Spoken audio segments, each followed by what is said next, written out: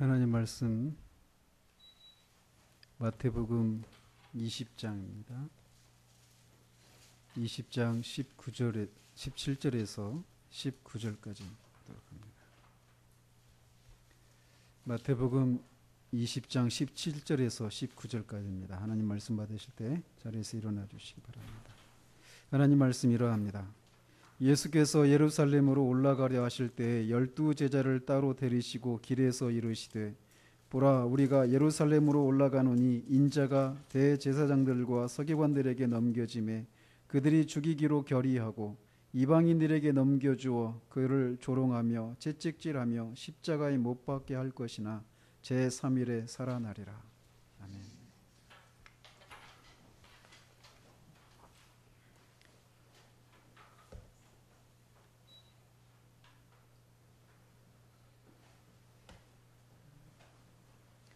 지난주에는 먼저 든 자가 나중 된다라고 하는 이 비유에 대해서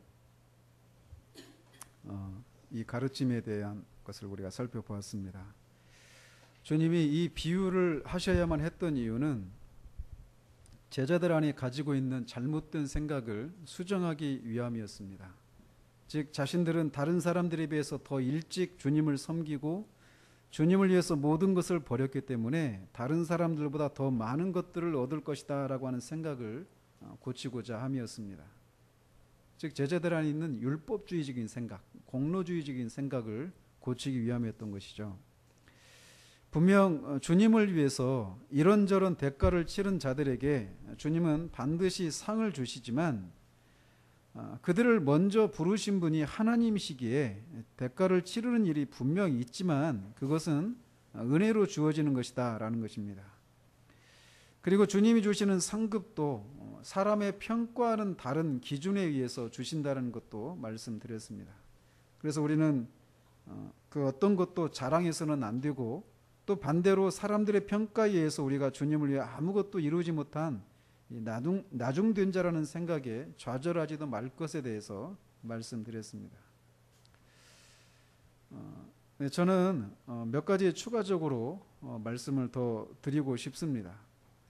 왜냐하면 우리들의 모습 속에서는 마치 일찍부터 주님께 부름을 받은 것이 억울한 것처럼 생각하는 듯한 신앙의 모습이 종종 발견되기 때문에 그렇습니다. 우리가 나중에 살펴보겠지만 다음 주에 우리가 살펴보겠는데 제자들은 얼마 지나지 않아서 이 주님의 이 비유를 통해서 마땅히 깨달아야 할 것을 깨닫지 못한 채 여전히 주님의 나라에서 다른 제자들보다 더 높은 자리에 오르려고 하거나 그런 기회를 놓친 것 때문에 이 억울해하고 질투하는 모습을 드러내고 맙니다. 즉 제자들도 이 주님이 이 포도원 품꾼의 이 비유를 통해서 깨달아야 될 것들을 깨닫지 못했던 거예요. 즉 이 교훈이 그리 간단한 것이 아니라고 하는 것을 우리에게 말해주고 있는 것입니다. 따라서 우리는 종종 이런 교훈을 들어야 합니다. 즉 우리의 상태가 이런 교훈을 들어야만 하는 그런 상태 가운데 자주 들어가기 때문에 그렇다라는 것이죠. 우리가 구원을 받은 것은 전적으로 하나님의 은혜로 말미암습니다. 뿐만 아니라 구원 이후에 우리가 가진 모든 것, 우리가 행한 모든 것도 주님의 은혜에 빚지고 있다라고 하는 것을 주님은 이 교훈을 통해서 우리에게 말씀해 주고 계셔요. 그런데 우리가 이것을 잊고 우리가 주님으로부터 받을 것이 마치 어떤 법적인 근거에 의한 것인 양 생각하기 시작하면 우리는 이 육체를 따라서 온전하게 되려고 애를 썼던 갈라디아 이 사람들과 같이 되고 말 것입니다. 베드로가 가진 생각이 바로 그러했습니다. 우리가 모든 것을 버리고 주를 따라 싸우니 그런즉 우리가 무엇을 얻으리이까? 우리가 이런 생각, 즉 율법주의적인 생각 혹은 공로주의적인 생각을 가지고 있는 한 우리는 나중에 1시간만 일하고 자기와 똑같은 품삯을 받는 사람을 보며 주인을 원망하는 사람들과 같아지게 되고 만다라는 거예요. 우리 주일학교 친구들은 공로주의다, 율법주의다 이런 것이 무슨 말인지 잘 이해할 수 없을지 모르겠는데 이런 겁니다. 내가 10시간 일했으니까 10시간 일한 것에 대해서 어떤 그 대가를 줘야 된다 이런 생각이에요. 즉 내가 한 것에 따라서 어떤 대가를 보상을 받는 것 이런 거를 율법주의 혹은 공로주의라고 말을 하는 겁니다. 어쨌든 이렇게 율법주의적인 생각 또는 공로주의적인 생각을 갖고 있는 심령에는 결코 기쁨이나 감사가 있을 수 없습니다. 하나님께서는 우리 안에 조금이라도 그런 공로주의적인 생각이 자리하면 가차없이 그 생각을 부숴버리고 마십니다. 그래서 우리 안에 있는 이 율법주의적인 생각, 내가 뭐가 된 것이 내 안에 있는 무엇 때문에 또는 내가 행한 그 무엇 때문에 다른 사람들과는 다른 그 무엇인가를 누리고 있다, 어떤 성과를 냈다라고 하는 그런 생각을 가지고 있을 때 하나님은 그 생각을 부수시는데 그 방식은 무엇이냐면 우리에게서 그 은혜를 거둬 가시는 거예요. 그래서 해야만 하는 어떤 의무감에 빠져 있는 그런 신앙의 모습만 남고 맙니다. 그래서 오늘날 많은 사람들에게서 구원의 감격을 잃어버린 채 해야만 하는 의무감에 사로잡힌 채로 신앙하는 사람들이 넘쳐나는 것은 바로 이런 이유라고 저는 생각을 합니다. 다른 여러 가지 이유가 있지만 그 중에 한 가지 이유라는 것입니다. 우리가 주님께 부름을 받은 것도 은혜인 것처럼 우리가 주님을 섬길 수 있는 것도 전적으로 은혜입니다. 자존하시는 하나님을 섬길 수 있는 것은 결코 작은 일이 아닙니다. 민수기에서 아론과 모세에게 대적했던 고라 자손과 다단과 아비람이 자기들이 하고 있는 일에 비해서 이 아론이 하는 일은 더 요즘 말로 고급져 보였거든요. 그러니까 그 안에 어떤 시기하는 마음이 일어난 거예요. 그래서 대적을 했죠. 그런 그들에게 모세는 너희가 여호와의 성막에서 섬기는 일이 어찌 작은 일이냐라고 그들을 책망했습니다. 우리가 없어도 여전히 아무런 부족함이 없으신 하나님을 섬길 수 있는 기회가 우리에게 주어졌다라고 하는 것은 결코 작은 일이 아닙니다. 하나님은 은혜로 우리가 하나님을 섬길 수 있는 기회를 주시고 우리가 선한 일을 했다고 상급을 주십니다. 그러니까 우리를 일할 수 있도록 부르시는 것도 은혜예요. 그리고 우리가 할 수 있는 일을 주신 것도 은혜입니다. 일을 주시지 않으면 우리가 하나님을 섬길 수 없단 말이에요. 하나님을 섬길 수 있는 일을 주시는 거예요. 그리고 그 일을 주시고 나서 그 일을 했다고 상급을 주시는 거예요.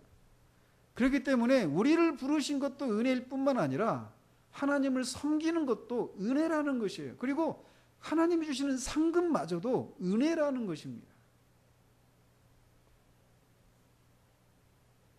따라서 우리는 이 사실을 잊으면 안 됩니다. 하나님 나라에는 율법적인 요소가 도무지 발을 디딜 수 없습니다. 고린도전서에서 너희는 너희의 것이 아니라 값으로 산 것이 되었으니 라고 말을 합니다.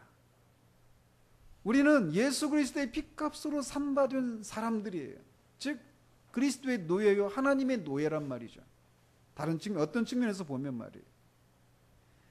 그렇기 때문에 우리는 누가복음에서 말하는 것처럼 우리가 주님을 위해서 모든 일을 행한 후에도 나는 다만 무익한 종입니다라고 고백을 해야 한다라는 거예요.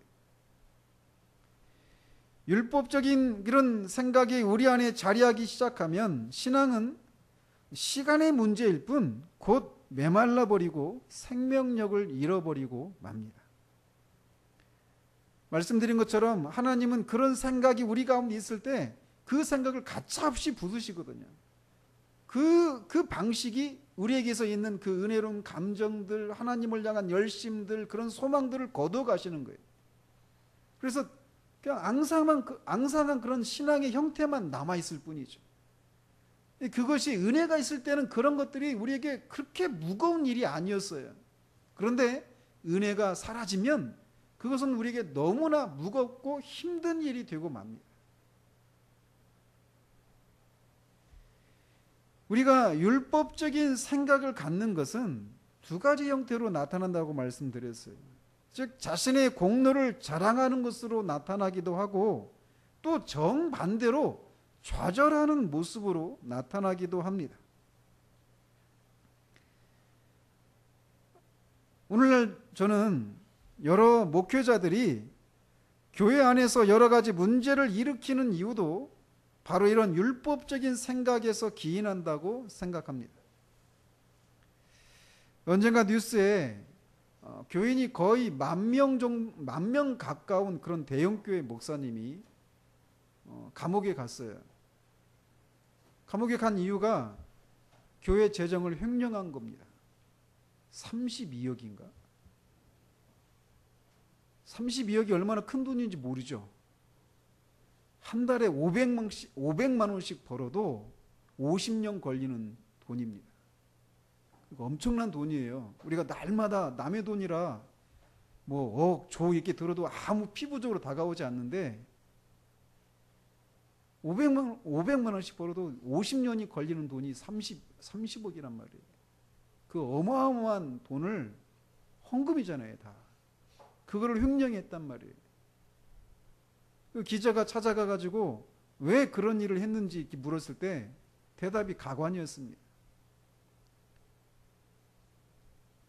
교회를 위해서 30 몇 평 되는 아파트를 교회를 위해서 바친 적이 있냐고. 그 말 속에 그 생각의 뿌리에 이 공로주의적인 생각이 들어있는 거예요.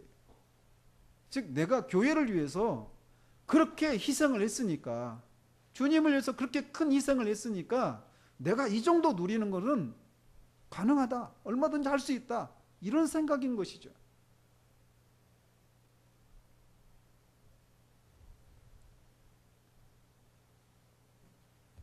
그런데 이런 일이 어디 그뿐이겠는가라는 겁니다. 많은 목사님들이 저같이 이런 개척교회 시절을 다 거치거든요.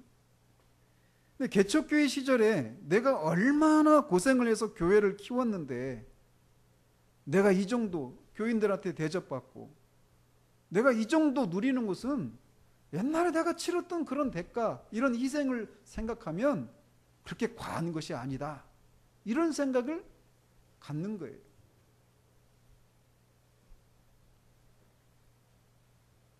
또 정반대로 그런 생활을 기대하면서 지금 자신을 희생하는 것도 역시 율법주의적이고 공로주의적인 생각의 연장입니다.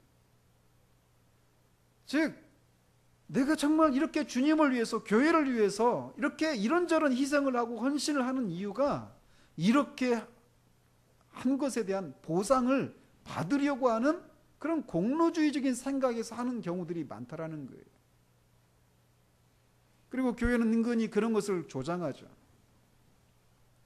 그렇게 하다가 자신의 뜻대로 삶이 풀리지 않으면 영적으로 토라져서 하나님께 투자한 인생을 아까워하면서 좀 더 다른 삶을 살 수 있었을 텐데 하는 생각에 사로잡히기도 한다는 것입니다. 여러분 주위를 한번 돌아보십시오. 우리 교회를 돌아보는 것이 아니라 얼마나 많은 사람들이 이런 생각에 사로잡혀 있는지 모릅니다. 부끄럽지만 저도 교회를 이렇게 하면서 제가 힘들어하는 이유도 많은 경우 이런 생각의 연장 속에서 힘들어하고 있다라고 하는 것을 고백하지 않을 수 없습니다. 이 정도 기도하고 말씀을 전했으면 어느 정도 영혼의 변화와 교회의 성장이 있어야 하지 않는가라고 하는 생각이 자리하고 있다라는 거예요. 그런 일이 안 일어나니까 힘들어하는 겁니다. 그런 영혼의 변화와 성장을 통해서 하나님이 영광을 받으시고 그런 변화된 사람들을 통해서 하나님이 사랑과 존귀를 받지 못하는 현실 때문에 그 하나님이 하나님으로 인정받지 못하는 현실 때문에 아파하고 힘들어하는 것이 아니라 내가 이렇게 했는데 그런 일이 안 일어나는 것 때문에 힘들어하는 그런 일이 있다라는 거예요. 겉으로 드러나는 포장하는 모습은 그럴듯하게 포장하고 있을지 모르지만 그런 생각들이 있다라는 것입니다.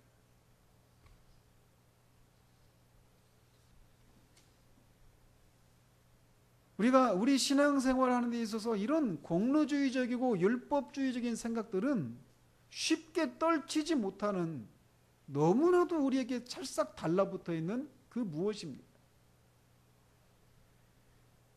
그래서 저는 지난주에도 말씀드렸지만 개인적으로 이 말씀을 전하면서 다른 누군가가 아니라 제가 정말 은혜를 받았어요.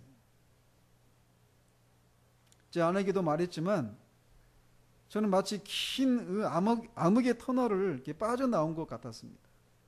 물론 우리가 한번 은혜를 받은 것으로 앞으로 동일한 시험을 받지 않는 것은 아닙니다. 그렇기 때문에 우리는 자꾸 생각해야 돼요.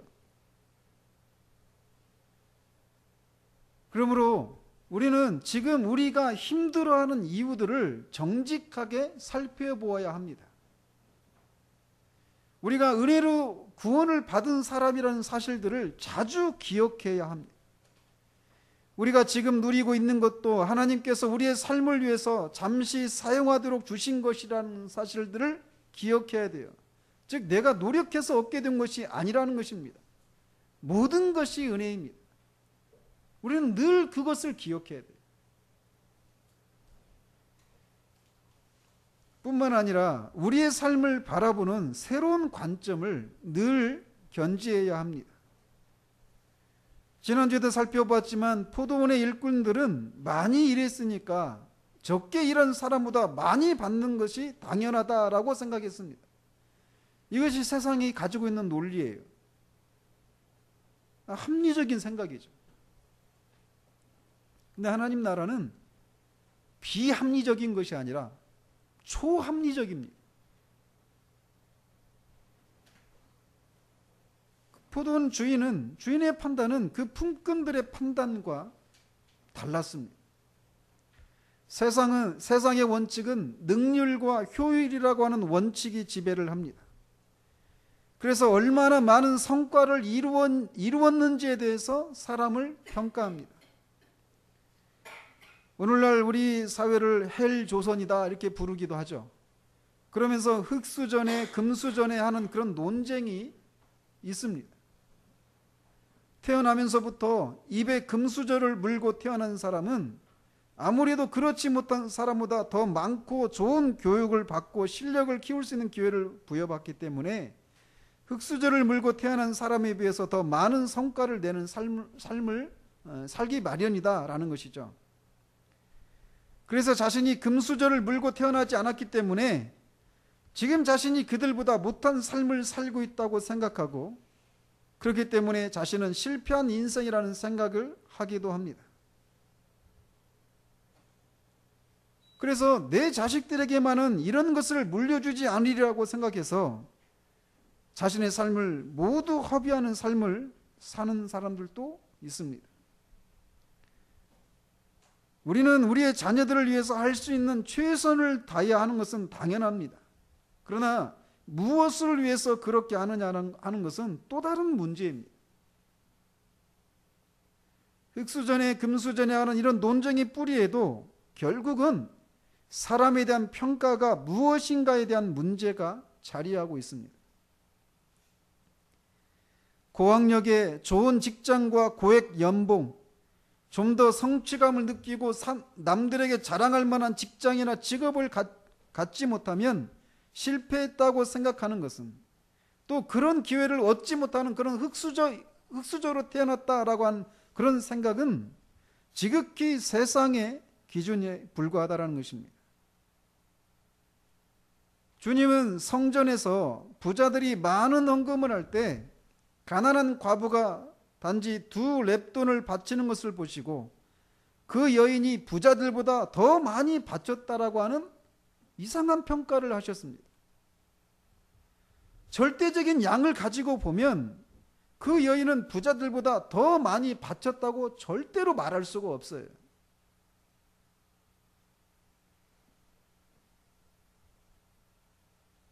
절대적인 양을 가지고 판단하면 당연히 부자가 훨씬 많은 돈을 바쳤습니다. 그러나 주님은 절대적인 평가가 아니라 상대적인 평가를 하십니다.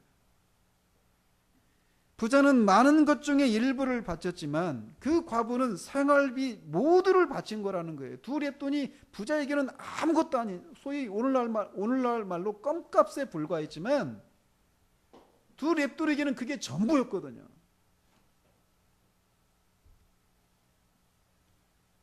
그렇기 때문에 그 여인이 더 많이 냈다라고 평가를 하신 거예요. 우리는 주님을 위해서 좀 더 폼나는 직장과 연봉과 삶의 기회를 가지고 있지 못할 수 있습니다. 그저 우리가 가진 것은 어떻게 하면 주님이 우리의 이 낮고 천한 삶을 통해서라도 영광을 받으시고 그분이 세상에서 주님으로 인정받는 일이 일어날 수 있을까 하는 마음밖에 없을 수 있습니다. 아니, 심지어 이런 마음도 정말 가끔씩 일어나서 오히려 그런 마음을 품지 못하는 자신의 그 완악함과 강팍한 그런 상태를 인해서 애통해하고 상한 마음을 품고 사는 것이 다일 수도 있습니다. 그래서 우리는 세상에서도 그렇고 주님 앞에서도 감히 내세울 수 있는 것이 아무것도 없는 삶을 살고 있다고 생각할 수 있어요. 즉 나중든 자와 같을 수 있다는 것이죠. 그러나 주님의 평가가 우리의 평가와 다르다라는 것을 기억하십시오. 주님은 바로 그런 상한 심령을 기뻐하십니다. 우리는 이 세상에서 아무런 상급을 받지 못한 삶을 살고 있을지 모릅니다. 그러면서 왜 나는 주님을 섬기면서 내가 뭐 큰 욕심을 내는 것도 아니고 다른 사람들이 누리는 평범하고 소박한 행복마저도 누리지 못할까라고 하는 그런 생각을 가질 수도 있어요. 주님을 섬기면서 때로는 그것 때문에 사람들에게 이상한 사람 취급당하고 멸시를 받는 삶을 살 수도 있습니다.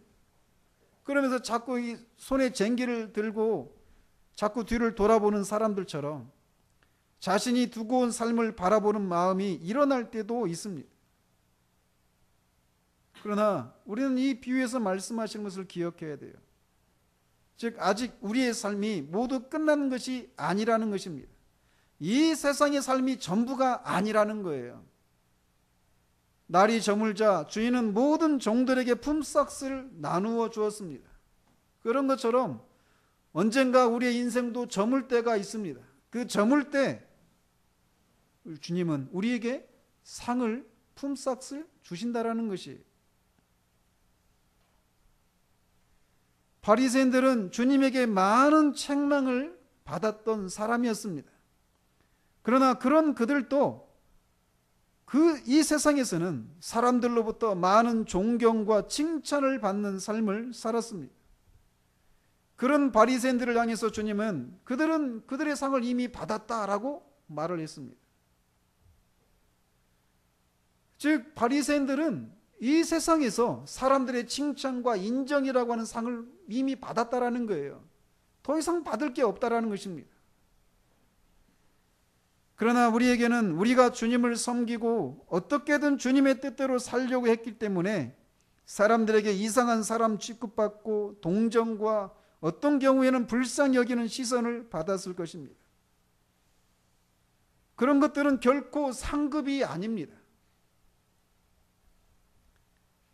그런데 그런 것들에 대해서 우리는 아직 상급을 받은 적이 없어요.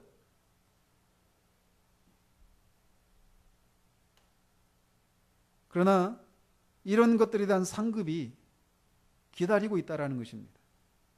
그것이 구체적으로 무엇인지는 모르지만 한 가지 분명한 것은 주님을 위해서 우리가 이 세상에서 받았던 여러 종류의 다양한 그런 홀대에 대해서 주님이 반드시 상급을 주신다라는 것입니다. 그러니 이 세상만 바라보지 마십시다. 이 세상이 전부인 것처럼 내가 이 사는 동안 이 세상에서 이런저런 어떤 삶의 보상을 받지 못하고 있기 때문에 나는 실패자라고 하는 이런 생각에 우리가 스스로 우리를 그 생각에 사로잡히게 하지 말아야 한다라는 거예요. 앞으로 우리에게 주어질, 우리 인생이 저문 다음에 주어질 그 영광스러운 날들을 우리는 바라보아야 합니다. 이 세상에서는 나중된 자로서 살다가 끝날 수 있지만 먼저 되는 날을 생각하면서 주님이 우리에게 맡기신 자리에서 주님이 우리에게 배설하신 삶에 만족하며 감사하며 주님을 위해서 우리의 수고를 계속해 나가야 합니다. 더 많이 기도하고 더 많이 주님을 알리고 더 많이 주님을 알아가고 더 많이 주님을 섬겨야 합니다. 반드시 상급이 있습니다. 믿음의 주이신 우리 주님도 앞에 있을 상급을 바라보면서 수치와 고난을 개의치 않으셨던 것처럼 우리도 세상 한복판에서 세상의 가치관과는 전혀 다른 삶을 살아야 합니다. 그러는 동안 동료 그리스도인들을 위로하고 격려하고 누군가 주님의 은혜를 입으면 같이 기뻐하고 주님의 은혜를 입은 사람은 그렇지 못한 동료에게 자신의 넉넉한 것을 나누어주는 사랑을 실천하며 살아야 합니다. 먼저 된 자가 나중되고 나중된 자가 먼저 됩니다. 이게 하나님 나라의 법칙이에요. 주님은 그런 말씀을 하신 후에 제자들에게 세 번째 자신의 순환에 대한 예고를 말씀하십니다. 주님은 자신의 순환에 대해서 이제 세 번째로 예고하시는데 앞에 있었던 첫 번째 또 두 번째 예고에 비해서 조금 더 자세하게 자신이 당하실 일들을 말씀하십니다. 예수님은 지금 예루살렘으로 올라가시는 중인데 19장에 나오는 것처럼 그때 예수님과 예수님의 제자들만 가셨던 것이 아니에요. 그 동행하는 자리에는 그 많은 여인들도 같이 갔고 또 다른 많은 갈릴리로부터 예루살렘 올라가는 많은 사람들이 같이 동행을 했었습니다. 그런데 주님은 특별히 이 17절에서처럼 제자들을 따로 불러서 세 번째로 자신이 예루살렘에서 당하실 일에 대해서 예고를 하십니다. 이렇게 많은 동행하는 사람들이 있는데 제자들을 따로 이렇게 불러내신 것은 아직은 주님이 당하실 일을 모든 사람이 알아서는 안 되었기 때문입니다. 그런데 이 첫 번째, 두 번째, 세 번째 내용이 조금씩 다릅니다. 첫 번째 그 예고에서는 주님이 장로들과 대제사장들과 서기관들, 즉 사내들인 공의회입니다. 이 사내들인 공의회가 그들로부터 자신이 고난을 받고 죽임을 당하고 3일에 살아날 것이다 라고 말씀하셨어요. 근데 두 번째는 단지 사람들의 손에 넘겨져서 죽임을 당하고 제3일에 살아나실 것을 말씀하셨는데 이번에는 자신이 대제사장들과 서기관들, 즉 사내들인 공의의 결의에 따라서 고난을 받고 이방인의 손에 넘겨진다라고 하는 것을 더 추가하십니다. 여기서 말하는 이방인은 빌라도를 말하죠. 이방인의 손에 넘겨지고 고난이라고 이렇게 뭉뚱그려서 말씀하셨던 것을 좀 더 구체적으로 말씀하셔요. 조롱을 받고 채찍을 맞고 십자가에 죽으시고 3일에 살아나실 것이다 라고 하는 것을 말씀하십니다. 왜 주님은 자신이 당하실 이 일에 대해서 처음보다 두 번째가 또 두 번째보다 세 번째에 조금 더 이렇게 자세하게 또는 당신 자신이 받으실 그 고난의 내용을 조금 더 심한 고난의 내용들을 더 첨가하시는가라는 겁니다. 그는 요한복음 16장 12절에 내가 아직도 너희에게 이를 것이 많으나 지금은 너희가 감당하지 못하리라 라고 하시는 이 말씀처럼 제자들이 아직은 이 주님의 이 말씀을 감당할 수 없는 그런 처지에 있기 때문에 그들이 감당할 수 있을 만큼 이런 말씀을 조금 더 상세하게 더 큰 고난의 내용에 대해서 점증적으로 말씀하고 계시다라고 할 수 있습니다. 이제 주님이 이렇게 고난을 당할 때가 가까이 다가왔습니다. 그래서 제자들에게 전보다 좀 더 구체적인 것을 말씀하시고 계신 거예요.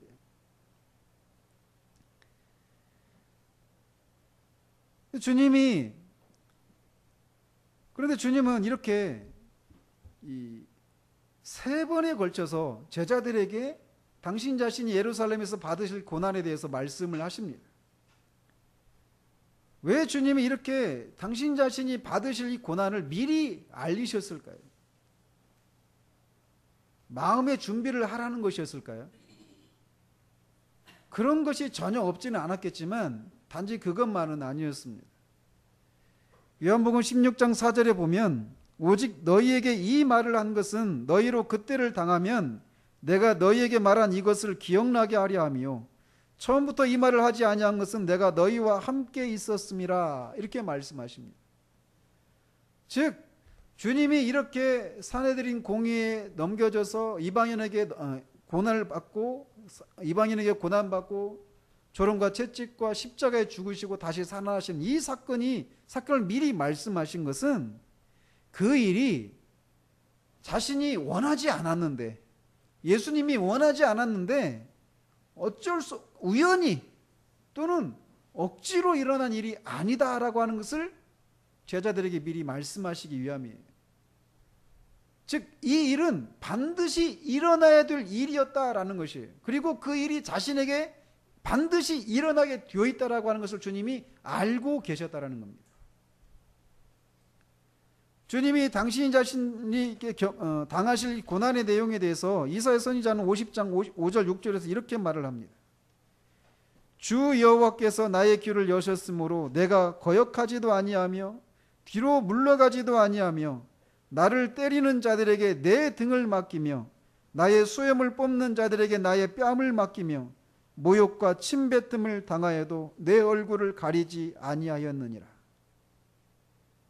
주님은 자신에게 이런 일이 일어날 것을 알고 그 길을 향해서 걸어가고 계신 거예요. 주님이 의도하지 않았던 일이 주님에게 일어난 것이 아니라는 것입니다. 주님은 자신이 당할 일을 모두 아셨지만 그것을 피하지 않으시고 십자가를 향해서 걸어가신 것입니다. 주님은 자신이 십자가에 달려 죽는 일이 아니면 인간들의 죄가 사해지는 일이 있을 수 없다라고 하는 것을 아셨던 거예요. 주님께서는 그가 세상의 죄를 없애기 위해서 죽어야만 하는 하나님의 어린 양이시라는 것을 알고 계셨습니다. 주님께서는 그의 죽음이 죄인들을 하나님과 화해시키기 위해서 희생되도록 지정된 제물이라고 하는 것을 알고 계셨던 거예요. 주님은 이 모든 것을 아시면서도 기꺼이 십자가를 향해 걸어가셨던 것입니다. 이것이 바로 사랑입니다. 그런데 우리는 종종 너무나 자주 듣고 있기 때문에 종종 실제적으로는 그 내용, 그것을 잘 모르는 경우들이 많습니다. 마치 유명한 관광지 옆에 사는 사람이 정작 그 관광지에 거의 가지 않는 것처럼 외지에 있는 사람보다 더 모르는 일이 있을 수 있는 것처럼 우리가 자주 반복해서 듣는 내용에 대해서 실제적으로 우리가 잘 모르는 경우들이 있을 수 있습니다. 몇 년 전에 제가 섬기던 교회에서 어떤 집사님하고 말씀에 대해서 얘기를 나눌 기회가 있었어요. 안수 집사님이셨습니다. 그런데 예수님이 십자가에 죽으셔야만 했다 이런 얘기를 하니까 막 웃으시면서 왜 꼭 예수님이 십자가에 죽으셔야만 했냐고 이게 묻더라고요.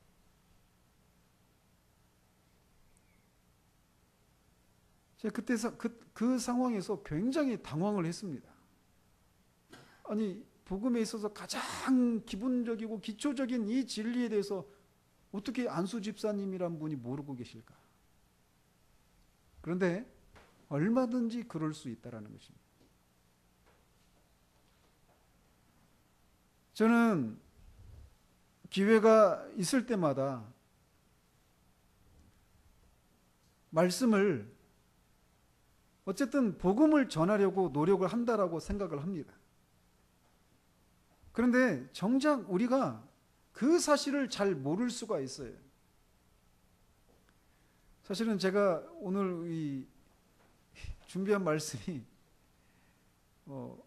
준비하면서 이렇게 우리 교회 안에 있는 어떤 분들을 생각하면서 이렇게 했는데, 말씀을 준비하다 보면 막 준비해서 오면 정작 그 말씀을 들어야 될 사람이 없는 경우들이 있어요. 근데 우리 중에도 그런 일이 있다라는 겁니다. 뭐가요? 왜 예수님이 십자가에 죽으셔야만 했는가라는 그 사실에 대해서 모르는 경우가 있다라는 것입니다. 따라서 우리는 복음을 다 안다고 생각하지만 사실은 복음을 우리가 잘 모르는 경우들이 있을 수 있다라고 하는 것을 우리는 잘 기억해야 돼요.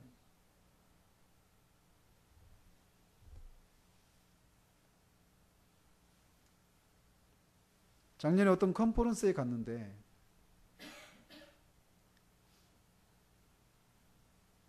다른 복음을 전하면 안 된다라고 하는 것이었어요. 그러니까 복음을 전해야 된다라는 거예요, 주제가.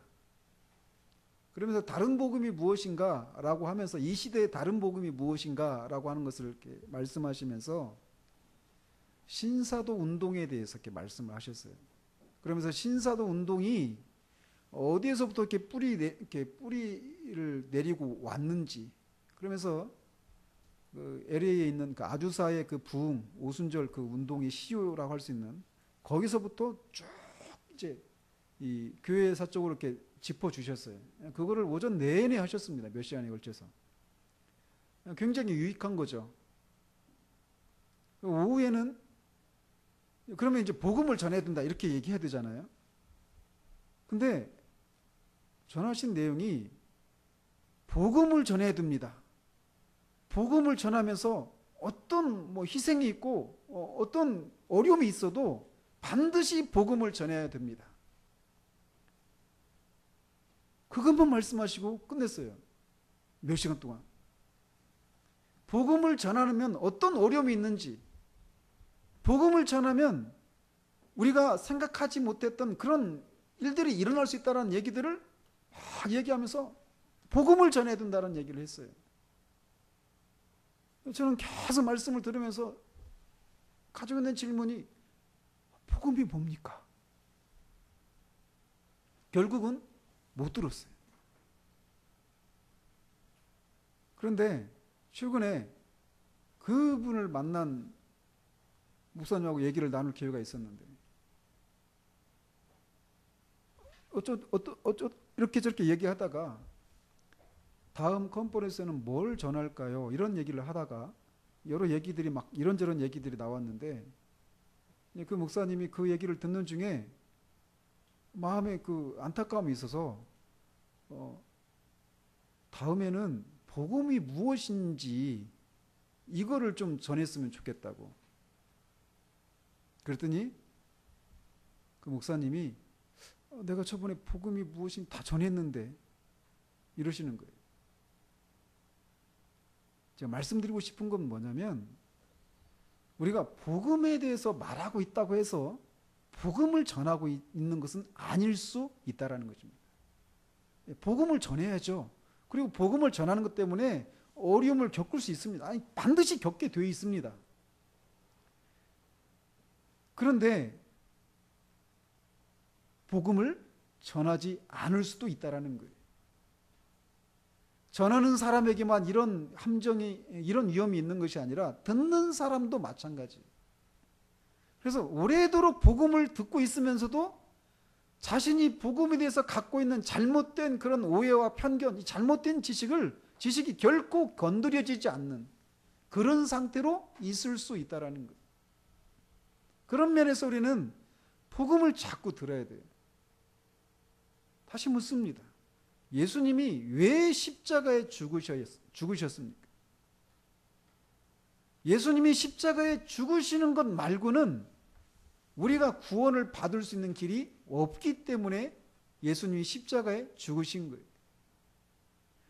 따라서 예수님이 십자가에 죽으셨다라고 하는 이 사실은 우리에게는 구원에 이를 수 있는 가능성이 전혀 없다라고 하는 것을 말해주는 겁니다. 자, 이 사실에 대해서 우리는 대부분 인정합니다. 맞습니다. 저는 죄인입니다. 그래서 하나님의 심판 아래 있는, 그래서 지옥에 가야 되는 그런 죄인입니다. 다 인정을 합니다. 그리고 하나님의 성령께서 은혜 가운데 진짜 내가 죄인이라는 것, 아무런 소망이 없는 죄인이라는 것을 깨닫게 하시는 그런 은혜를 덧입어서 때로는 그렇게 자신이 그런 죄인이라는 사실들을 인해서 그 사실을 진짜 이렇게 깨닫게 되는 일이 있을 수 있어요. 거듭 말씀드리지만 사람은 자신이 죄를 지었다라고, 누군가에게 잘못을 했다라고 생각하면 어떤 선한 일을 통해서 그것을 보상하려고 하는 이런 마음이 우리 가운데 있습니다. 이건 어른들만이 아니라 어린 아이들도 마찬가지예요. 우리 주일학교 친구들도 마찬가지예요. 학교에서 시험을 잘못 봤다. 뭔가 엄마 아빠한테 잘못한 것 같아요. 그러면은 그 잘못한 것을 어떻게 하든지 이렇게 보상해 보려고 엄마 아빠한테 더 착하게 하고 뭔가 착한 행동을 하려고 합니다. 뭔가 잘못하면 그 잘못에 대해서 어떤 심판을, 어떤 벌을 받지 않으려고 뭔가 착한 일을 해보려고 하는 것. 이게 어린아이든 어른이든 다 가지고 있는 거예요. 이게 바로 율법주의적인 생각입니다. 우리의 어떤 선한 행동으로 우리의 죄를 보상해 보려고 하는 이런 심리. 이게 율법주의고 이게 공로주의예요. 그래서 사람들은 하나님의 성령의 그런 역사하심을 통해서 자신이 죄인이라는 사실들을 깨닫게 되면 그 죄에서 벗어나려 보려고 애를 쓰는 겁니다. 기도도 하고 선한 일도 하고 구제도 해보고 이런저런 그런 행동들을 하는 것입니다. 그런데 놀랍게도 그런 것을 하다 보면 마음에 이 평안이 찾아오는 거예요. 내가 하나님의 심판 아래 있어서 이 심판에서 벗어나야 된다라고 하는 것을 깨닫게 되었을 때 그거에서 벗어나기 위해서 이런저런 어떤 그 경건한 의무들을 행하면 마음에 평안이 온다라는 것입니다. 근데 그 평안을 내가 하나님으로부터 죄 용서를 받았기 때문에 누리게 되는 평안이라고 착각을 한다라는 거예요. 그러나 그 평안은 그리스도 안에서 누리는 평안과 다른 종류의 평안입니다. 몇 달 전에도 말씀드렸고 제가 반복해서 말씀드리지만 이런 상태 가운데 있는 사람들이 굉장히 많아요. 어떤 사람들은 그 자신이 경험했던 이 죄에 대한 이 자신의 그 처지를 깨닫는 데서 오는 그 아픔, 슬픔, 이 고통, 이것을 내가 경험한 것을 붙들고 있는 사람들도 있습니다. 즉 내가 얼마나 끔찍한 죄인인가라고 하는 것을 깨달은 데서 오는 그 자기 자신에 대한 인식 있잖아요. 이것이 있으니까 나는 구원받은 사람이다 라고 하는 생각을 한다라는 거예요. 물론 성령께서 우리 안에서 역사하셨기 때문에 우리가 그렇게 소망이 없는 죄인이라는 것을 깨닫는 일이 있을 수 있습니다. 있게 되는 것입니다. 그런데 그런 상태에서 누리게 되는 평안과 그리스도의 그 보혈로 말미암아 용서받은 데서 오는 그 평안은 다른 종류의 평안이라는 거예요. 근본적인 차이는 무엇이냐면 여전히 내가 경험한 것, 내가 하고 있는 것, 나의 변화된 것, 나한테서 나오는 그 무엇, 이것을 붙들고 있다라고 하는 것입니다. 내가 죄를 얼마나 깊이 깨달았는가, 이것도 결코 그리스도 안에서 누리는 평강과 다른 종류의 것입니다. 그 과정 중에 그런 일이 일어나는 거예요. 그러나 그것 자체가 내가 구원을 받았다고 하는 증거는 아니다라는 것입니다. 우리 안에는 아무런 선한 것이 없어요. 우리가 붙들 수 있는 것은 아무것도 없습니다.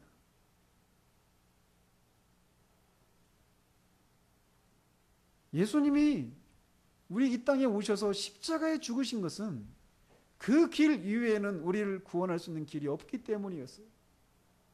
너희들이 그런 그 죄의 비참함 가운데서 구원받기 위해서는 어떻게 살아야 되는지 그런 구원의 모범을 보이기 위해서 이 땅에 오신 것이 아니에요.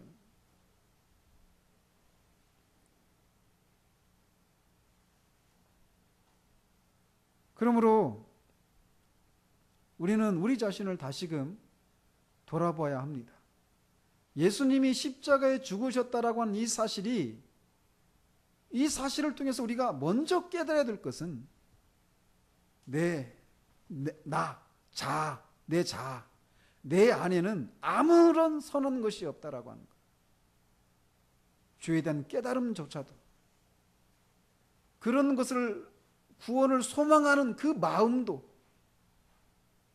그리고 그런 마음들이 일어났기 때문에 변화된 내 삶도 구원의 근거는 아니다라고 하는 것을 우리는 잊어서는 안 돼요.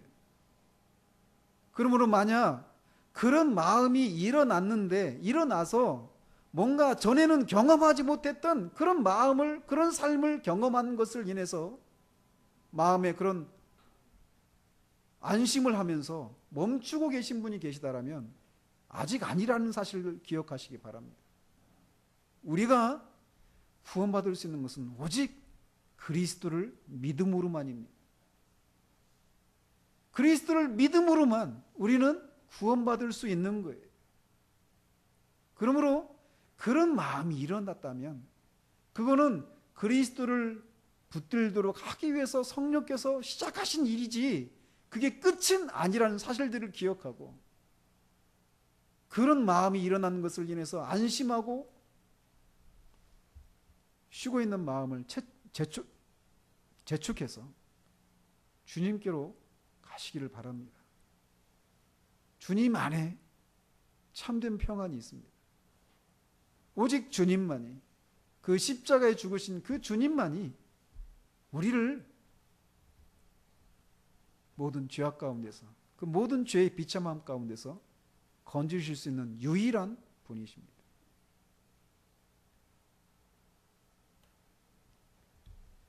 주님은 그것을 위해서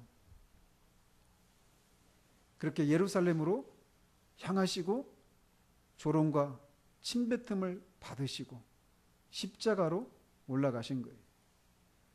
한번 생각해 보십시오. 주님이 이렇게 세 번째 이 예고를 하시는 이 장면 앞에, 그리고 바로 우리가 다음 주에 살펴보겠지만, 제자들은 주님이 지금 이렇게 십자가에 죽기 위해서 가신다라고 하는 이 사실을 제자들에게 말했지만 제자들은 아직도 깨닫지를 못하고 있는 거예요. 누가 주님의 나라에서 더 큰가? 누가 더 높은 자리에 올라갈 수 있는가? 여전히 내가 주님을 위해서 이렇게 많은 것들을 버렸으니까 어떤 것을 얻겠습니까? 라고 하는 이 생각에 사로잡혀 있다라는 겁니다. 그런 제자들을 위해서 주님이 십자가에 가시는 거예요.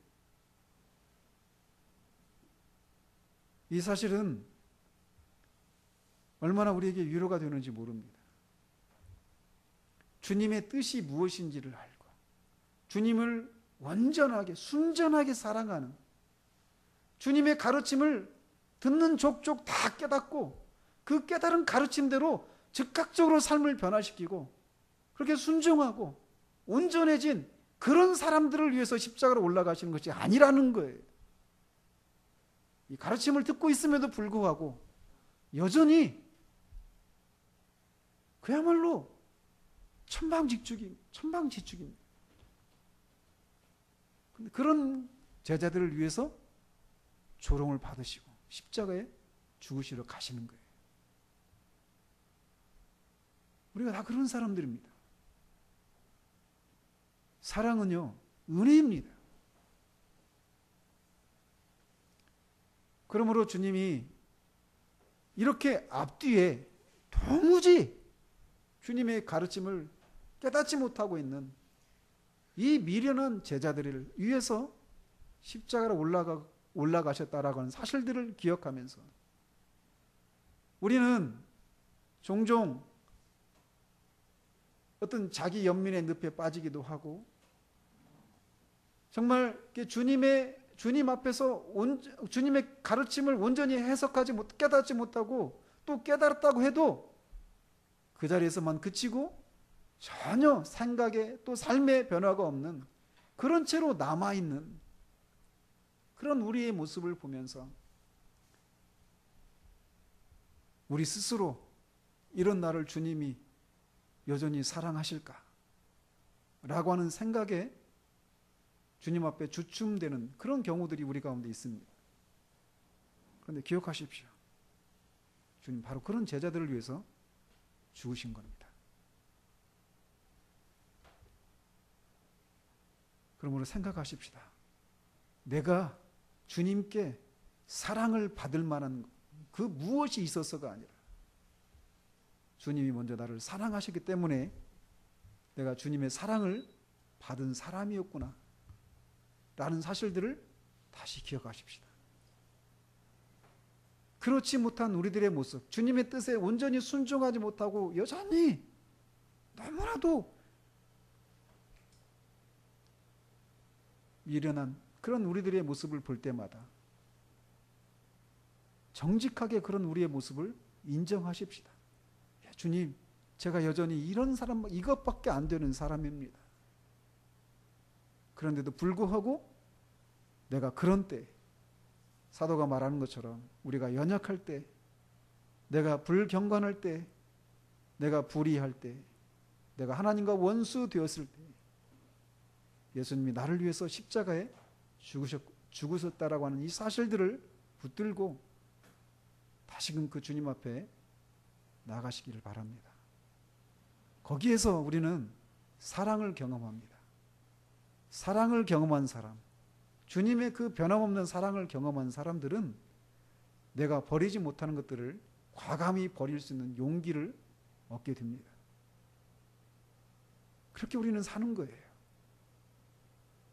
그리고 그런 삶을 살다가 우리 인생의 날이 다 저물면 주님 우리에게 우리가 생각하지 못했던 그런 상급을 주실 것입니다. 기도하겠습니다.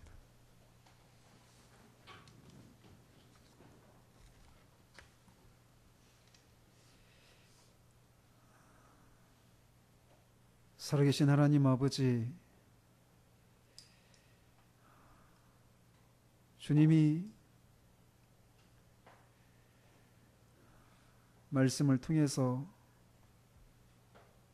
주님을 위해서 내가 이런저런 희생을 했기 때문에 당연히 주님으로부터 무엇인가를 받을 것이라고 하는 이 공로주의적인 생각에 사로잡혀 있는 제자들에게 가르치셨지만 여전히 그것을 깨닫지 못하고 있는 그런 제자들을 위해서 십자가에 올라가고 계신 것을 우리가 살펴보았습니다. 주님이 십자가에 죽으셔야만 했던 것은 우리 안에 구원을 위한 어떤 가능성도 없기 때문이라는 사실들과 함께 예수님이 십자가에서 자신을 내어주신 그 일은 여기 이 제자들과 같이 도무지 깨닫지 못하고 생각의 변화가 더디고 삶의 변화도 더딘 참으로 철없는 이 제자들을 위해서도 주님이 십자가에 죽으셨다는 사실들을 우리가 살펴보았습니다. 하나님, 우리는 이 제자들보다 못한 그런 경우들이 얼마나 많은 사람들인지요. 그럴 때마다 우리는 그런 우리를 주님이 여전히 받으실까라고 하는 생각에 주님 앞에 담대하게 나가지 못하고 멀찍이서 주님이 나를 받으실 만한, 나를 인정해 주실 만한 그런 삶을 산 연후에야 주님께 나아갈 수 있는 것처럼 그렇게 머뭇거리는 때가 있음을 주님께 고백을 드립니다. 그러나 주님이 그렇지 않으셨음을 우리가 기억하고, 우리가 주님의 가르침에 온전한 모습으로 반응하지 못하는 그런 삶이 발견될 때마다 그런 우리의 모습을 정직하게 주님께 고백하고, 그럼에도 불구하고 그런 우리를 위해서 주님이 십자가에서 죽으셨습니다라고 하는 그 진리를 믿고 주님 앞에 나아가서 여전히 거기 계신 그 주님의 사랑을 우리가 맛봄으로 우리가 버리지 못했던 것들을 버릴 수 있는 그런 삶이 우리 가운데 있기를 소원합니다. 그렇게 우리가 살다 보면 우리 인생에 저물고 주님이 우리에게 우리가 생각한 그런 기준과는 다른 기준에 의해서 우리에게 상급 베풀어 주실 것을 기억하면서 우리가 이 땅에서 주님을 위해서 비록 목숨을 잃어버리는 그런 정도의 큰 고난은 아니라 하더라도 주님을 위해서 이런저런 고난을 겪는 삶을 기쁨으로 감사함으로 감당하며 나아가는 우리 모두 될 수 있도록 주님 도와주시기 원합니다. 예수 그리스도 이름으로 기도합니다. 아멘.